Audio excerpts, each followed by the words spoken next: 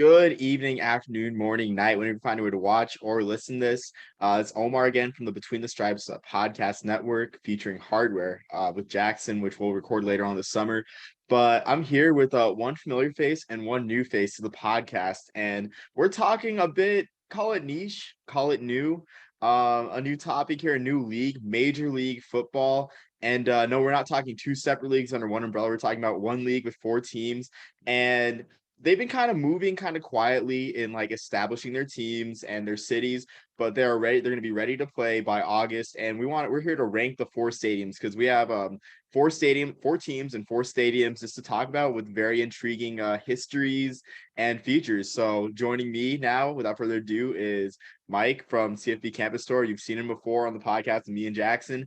And we have Matt, a writer for Major League Football, writer and podcaster for Major League Football. So I will start off with Mike, just a brief introduction of how you doing and everything else.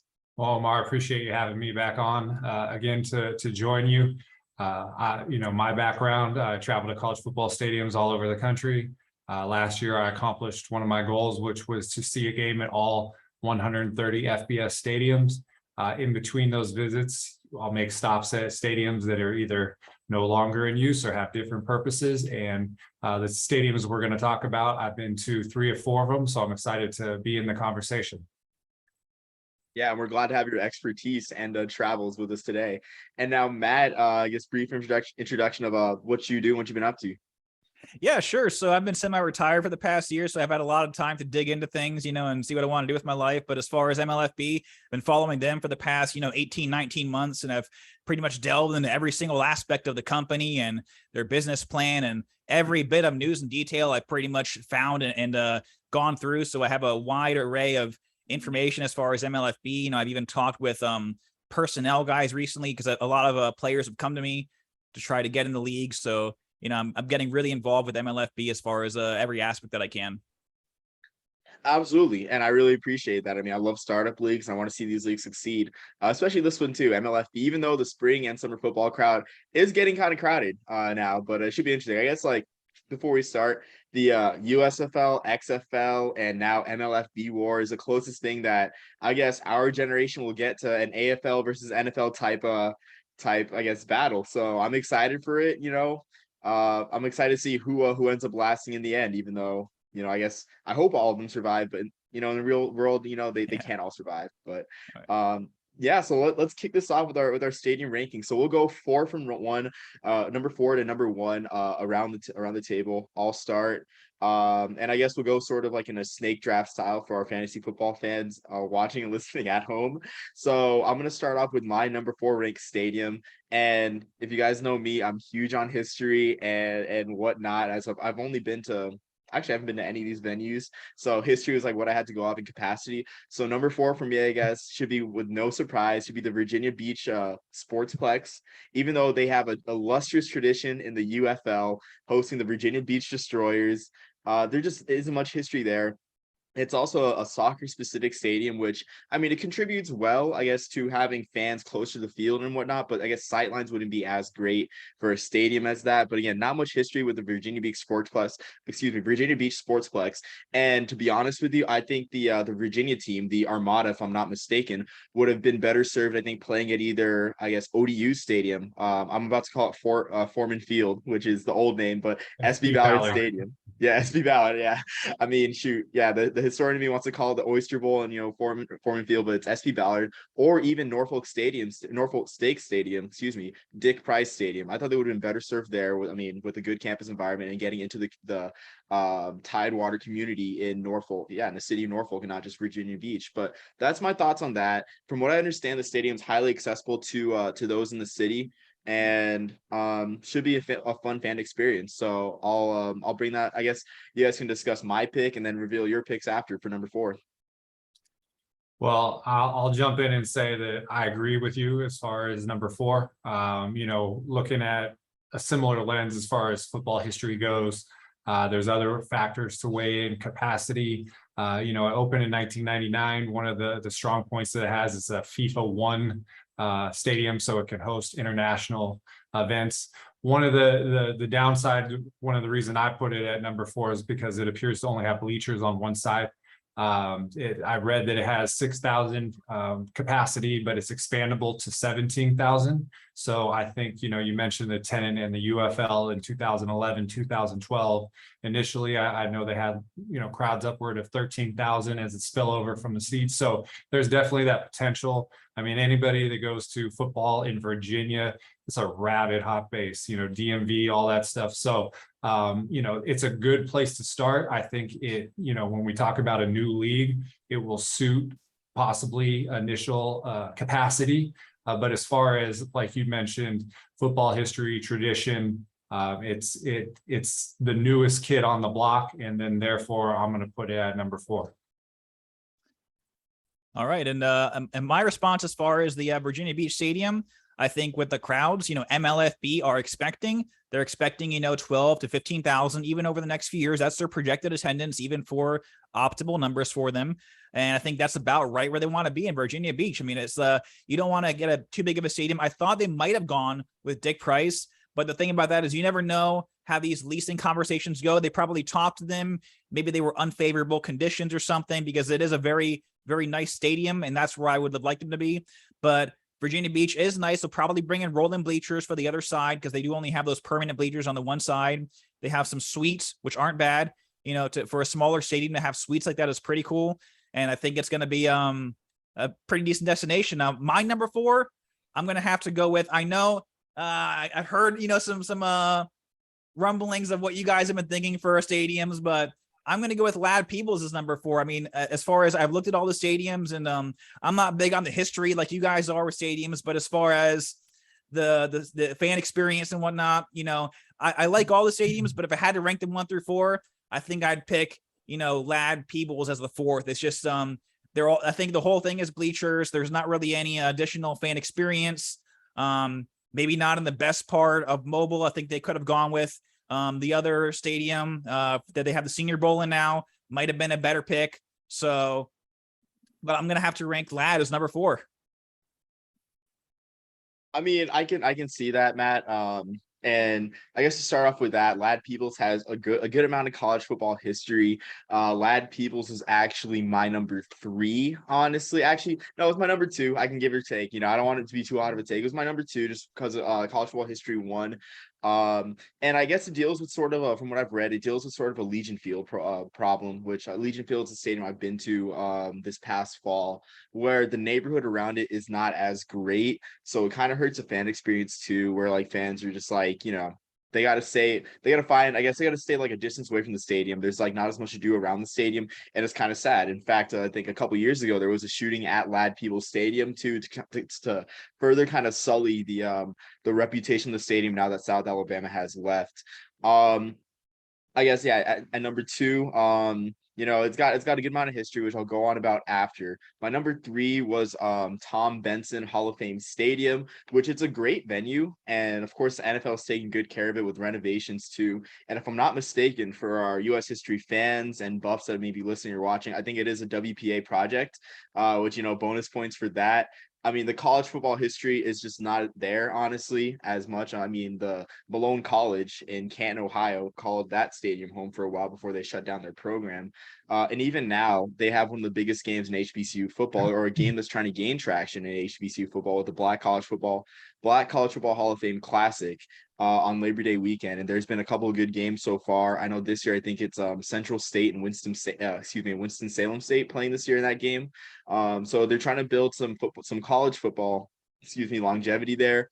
But overall, if that's the best facilities, and the most to do, Tom Benson Hall of Fame Stadium is it. But me being the history guy, I just can't have that one over War Memorial and Lad Peebles Stadium too. But still a great stadium, no mistake about it. But again, there's that kind of that newish stadium feel, where, I mean, honestly, it was just known for like one football game a year, the Hall of Fame game, and like that's a preseason game. I mean, it's not the Super Bowl. Maybe it's the Super Bowl of the preseason, but it's not the Super Bowl itself, and it's not like a huge game on NFL fans' calendars. So that's my thoughts too. And yeah, I'll hand it over to Mike. Yeah. So my number 3 is Lad Peebles. I'm well-known history guy. The place successfully hosted the Senior Bowl for 50, 60, 70 years. It's a all football facility, 40,000 seats. You were talking about Legion Field. Its light towers are very similar to Legion Field, almost identical. You walk into that place, you can feel history. It hosted South Alabama for a while. It's very, I would say a 20 to 25-minute drive from campus. But as far as, what it will be for Major League Football League, we were talking earlier about capacity, and it holds 40,000 fans, and it may look empty in the beginning. It's come on a little bit of tough times as far as condition, losing its tenants. I know that they had put out a $160,000 funding to try to market itself. They landed the Gulf Coast Classic, which is going to be in 2022, 2024. So that's exciting for them.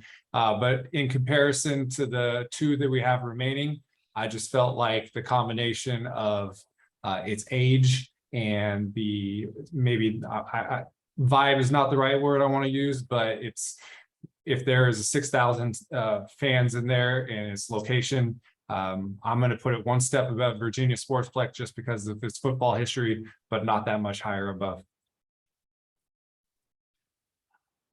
All right. So as far as we're on number 3, right? I got lost track. Number three. All right. So my number 3 stadium here, it's a toss up, it's really close. I'm going to have to go with War Memorial just for the fan experience. Now, the one thing though, that could make it really good here, if you guys know the schedule, the last 2 weeks of the season, they're going to be in War Memorial. So they're going to have 2 weeks of buildup to build a fan base to maybe get some more fans in that 54,000 seat stadium. So if they can get a very clever, very well thought out marketing campaign and bring some fans, because Little Rock, Arkansas, they really only have the Razorbacks to cheer for a football team. They don't have a team to cheer for. So if they can get a crowd behind them, I think we can maybe get 20,000 or so in that stadium, which wouldn't be too bad. If it's like general admission where they can kind of get down to the lower bowl and fill that TV area, I think it'll look nice on TV and be a good fan experience, and they'll be able to generate some noise for that Arkansas attack. I mean, that's a good point on Little Rock, Arkansas. I will say be careful for our HBCU viewers, because Arkansas Pine Bluff has had some good years recently, and the Golden Lions are worth rooting for. And not to mention too, I'm not sure how far Jonesboro is too, but Jonesboro has always had great teams. I'm not sure I guess how good they'll be with Butch Jones as coach, but that's another discussion. I'm not trying to insult anyone. I'm just not a Butch Jones fan, but yeah, no, absolutely. The final 2 weeks, and I didn't see where the championship and semifinals were going to be, but it's good that that they'll be hosting Little Rock, as Little Rock is sort of, I guess, drawing more of those, like, I guess, mid-level events. I know they had the NJCAA title game the past couple seasons, which is huge for the city, huge for tourism there. And I'm actually pretty high in the stadium too, as I'll talk about later on. But yeah, as I mentioned earlier, my number 2 is Ladd-Peebles. And I know Mike mentioned the Senior Bowl for so many years being at Ladd-Peebles Stadium, kind of showcasing that all-star game to the country. And kind of the same way that, I guess, it was like that one stadium that was known for like one event. It did other things too, but was like known for one event, kind of like the Crampton Bowl for a good amount of years. Where it's like it looked kind of run down, but it was kind of like, I guess, loved throughout the nation. Like, the Crampton Bowl, the Blue-Gray Classic, and then the Senior Bowl with Mobile, Alabama, and Ladd-Peebles. And again, like I mentioned, it's in a bit of a rundown neighborhood, but in Mobile too. I mean, it's kind of, I guess, spaced out from like the rest of like the good parts of the city, like the USS Alabama, which is a must visit anytime you go down to Mobile, which I'm ashamed that both of you guys didn't mention that in your rankings too. I guess you guys hate the troops. I'm just kidding. I'm just playing around, but yeah. So I guess the city of Mobile is in kind of a tight spot with that stadium, where it has like a lot of history too. But I mean, you're caring for 2 stadiums, and it's kind of like the thing where it's like, is it worth it to, I guess, host one game per year? Because Mike mentioned the Gulf Coast Challenge, like, how much is that game doing for the city? So, but even then, you got to love the history of Ladd-Peebles. So that's why I have that as my number 2. A couple of marquee games too, which I wrote down. In 1958, Heisman, or the 1959 Heisman Trophy winner Billy Cannon LSU came down to Alabama and beat the Crimson Tide 13-3. From 1966 to 68, Kenny Stabler quarterbacked Alabama, and they played Southern Miss out at Lad Peoples. Not to mention the Bear coach games there at a Mobile. So like just having that experience and like being able to walk into Lad Peoples and sit in a stadium that Bear Bryant coached at, that Billy Cannon played at. Probably like 5% of the fans going to those games probably will think that, but even then, like, it's a great experience. And I think honestly in leagues like this, like just being able to have like, I guess, space, maybe the fan environment won't be as great, but you can't mistake having like a good amount of space to do your own thing and bring your family. So that's my number 2, Lad Peoples. So before I say my number 2, I do want to point out the fact that Lad Peoples would still be going fine if it wasn't for Hancock Whitney Stadium. I mean, perfect storm for South Alabama to get an on-campus brand new stadium. I went to that when the second game in 2020 when they played UAB, and that place is a perfect G5, new, state-of-the-art, proximate, everything. It checks all the boxes. So, if we have this conversation pre-Hancock Whitney, Lad Peoples is going. The Senior Bowl wouldn't have moved. The Legend Tree Bowl wouldn't have moved. So it's not like it couldn't function. I mean, you see Legion Field right now is hosting some USFL games. So it just was a domino effect that led to this situation. And obviously Major League Football is going to benefit from it being putting their product in a stadium that is searching for a premier staple league to promote. So just want to throw that in there. My number 2, this is a tough one just because of the way that I feel about old stadiums, but I'm going to put number 2 at War Memorial Stadium. And I went there. You mentioned Arkansas, Pine Bluff. I went to a game in Pine Bluff last year. It was a Thursday night ESPNU game against Alcorn State. Before that, I made a stop at War Memorial Stadium.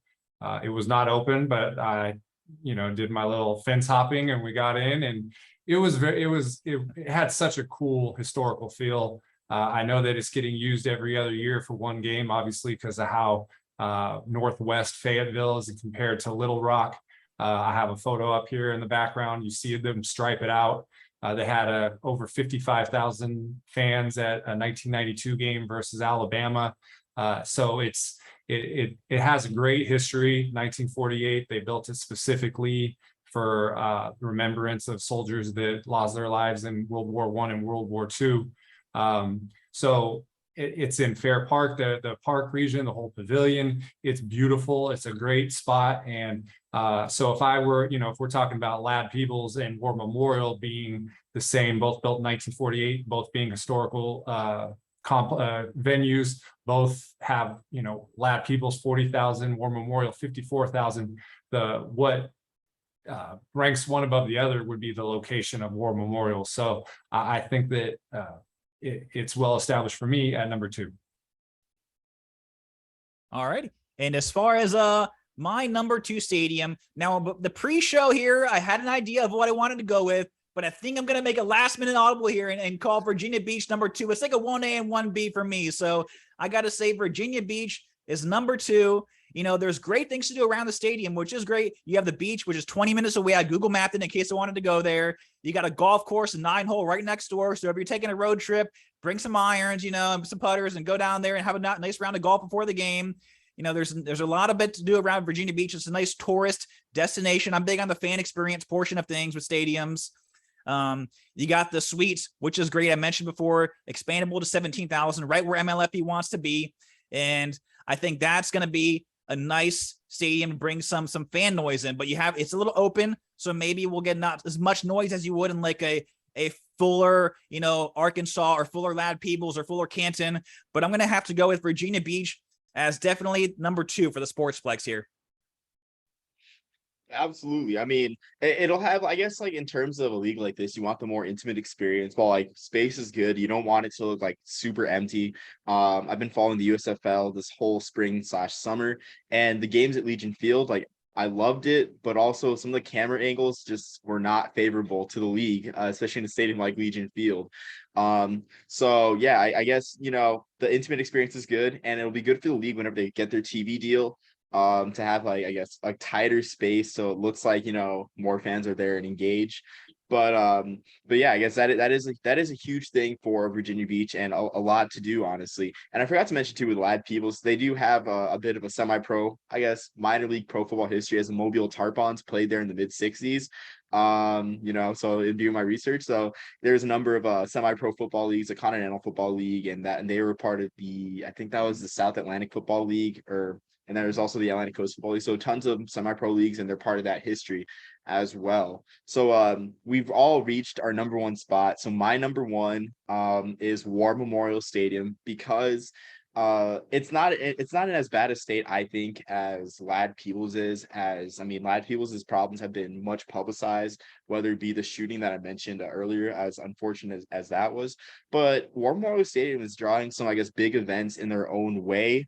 I know, like I mentioned, the NJCAA title game that's been happening the past couple of years and may still continue this year. The NJCAA has not released their schedule for their championships yet, but also the Southern Athletic Association of Division III, they had a championship weekend during the spring season of 2020-2021, where they played at War Memorial Stadium, and they had a doubleheader on Saturday and Sunday, and they hosted games there. And then, not to mention too, Arkansas having their games still having their commitment, where it's like kind of a blast of the past, where you have a flagship program of the state traveling across the state to share their brand. As we mentioned, like Alabama and Auburn also played at Lad Stadium and kind of like shared their brand with the rest of the state. Now with television, that's not as necessary, but it's nice to have that blast from the past with War Memorial Stadium. Not to mention too, like looking at the future list of games that they have at War Memorial Stadium, it's nothing huge, but every couple of years they do play the Arkansas-Missouri game on Black Friday at War Memorial Stadium. So at War Memorial Stadium. So it's like that's a big game that's spotlighting that stadium to the country. Not to mention, you have a bit of the state, I guess, a state championship game happening in 2021 this past season, in 2024, with Arkansas Pine Bluff playing Arkansas at Little Rock, and the same thing with Arkansas State in 2025 at Little Rock. So kind of a state championship bowl type feel for those games. So War Memorial Stadium is in, I guess, a better place, I guess, for the future for all these big events than Lad Peebles. And not to mention, in my opinion, and Mike can probably push back on this or agree with it, but I love enclosed venues, like those vintage enclosed venues, way better than, sort of like the separated stands and whatnot. And Lad Peebles has a separated stands look, but nothing beats War Memorial, and it's like enclosed venue. Same thing that Legion Field has as well. And with a lot of the Ivy League stadiums, especially the Yale Bowl, being enclosed, there's just something so special about that from a stadium perspective. Because when you think about it, all the postseason games, bowl games are named bowls because the stadiums that they fit in looked like bowls. So that vintage feel, not like no double and triple decks. It kind of takes you back in time. So I got to go with War Memorial as my number one. Yeah, and it pains me not to put War Memorial number one. I'll just say that for all the reasons that you talked about. I was looking at the history of War Memorial, and it started with just bleachers on each side with no end zones, and then they filled it out to expand capacity and make it that it's bowl shaped that it has now. I mentioned when we started, I reached my goal of seeing a game at all 130 FBS stadiums. Well, there's some other boxes to check, and one of them would be seeing an Arkansas game at War Memorial Stadium. So I'm glad that it's still in use. A lot of stadiums, they just lap them and they don't do anything come back. So it's very cool that they, like you said, position in the center of state, still honor it. When I was trying to come up with my top four, in my mind, it wasn't just based on stadium. It was also based on the client of the stadium, the tenant. And, I don't know if you guys watched the USFL playoffs yesterday, but they were in Tom Benson Stadium. And Omar, you were talking about some of the camera angles and Legion Field and big empty seats. I feel like my number one is Tom Benson Stadium, and I feel like it is the happy medium of all the factors that you would include. Obviously, it's right there next to the NFL Pro Football Hall of Fame, so it's always going to be associated with football. I did a tour of 99 schools in 2017 in August, and they had finished the renovation project August 3rd, 2017. I showed up like 2 weeks after that, not on purpose, but got to walk around and see how nice of a venue was. If you saw the playoffs yesterday, the way the sun went down, the noise, the proximity of the fans, and most importantly, the capacity. It's somewhere around 23,000 fans. So, we were talking about earlier, as far as Virginia Beach Sportsplex being the ideal realistic number, around 17,000. Well, you pack out Tom Benson Stadium, you're going to hit that, especially for a big game. They've hosted high school. That's what it was created for in the beginning. But they've also hosted the D3 championship there before. You mentioned the HBCU game that is going there too. So it's multi-purpose, and part of Tom Benson's donation in the beginning of $11 million was to get it to this point. So I think it just has a leg up on everyone having its proximity and affiliation with the Pro Football Hall of Fame. We all know that when the NFL season rolls around and the preseason Hall of Fame game is played there, we know that it's real, it's on. And so I think that the Major League Football hit a home run being able to affiliate themselves with this stadium. So I'm going to pick Tom Benson Stadium as number one. Hey, I definitely have to agree on that one. I had Hall of Fame as number 2 and number 1, and I was kind of flip-flopping back and forth, and I think I'm going to go with Tom Benson here as my number 1 stadium. Now, I think the reason why USFL might not have had as many fans in the stands is because we have 2 away teams. There's not an Ohio team representing them in the championship game. And speaking of championship games, although the last 2 weeks of the regular season will be in Arkansas for one of the games, we're going to have the championship game. You guys may not know this, but it's going to be in Tom Benson Hall of Fame Stadium. So we're going to have the championship there, 3 games total. I think Ohio fans are very loyal to their local teams. I know I've been talking with a news reporter in Cleveland for the News 5 team a little bit here, and they definitely wanted to run a story on the Force in the MLFB, so that might be in the works to get the Ohio fans excited to come to the game. You have the whole venue that the Hall of Fame Resort has been putting tons of money into, the surrounding area, the Hall of Fame, the hotels, this, that, the other. They have a whole bunch of stuff to do. Once again, the Ohio fans, they're very loyal. And if we ever get a team in Michigan for the MLFB, I think there will be a very nice rivalry between the two. So maybe that's in the works at some point for Grand Rapids or Kalamazoo as an expansion team. But I definitely have, the Hall of Fame will look great on TV as well if we get some butts in those seats. Yeah, absolutely. I mean, yeah, the optics of the games yesterday were great. And I mean, yeah, the way the sun went down too, that's something I definitely overlooked. I mean, it just seemed nice. It seemed like summer. So, I mean, thank you, gentlemen, for your rankings. I'm excited to see this league take off and see where it goes and see these cities get pro football. And it's not exactly like, I mean, when you think about the markets that I guess these leagues have targeted, whether it be the USFL, the XFL, I mean, it's like the ideal suspects would be like Memphis, Birmingham, of course, a New York team, but you don't like get cities like Mobile, Little Rock, Canton, Virginia Beach. You don't get cities like that in the mix. So I'm excited for it. And yeah, I'm excited for it. I think looking at it, the biggest rivalry might be the Arkansas Alabama rivalry for SEC country. It's just familiar. But I mean, I'm excited for it. So that's really all I have to say. Mike, Matt, you guys have any final remarks?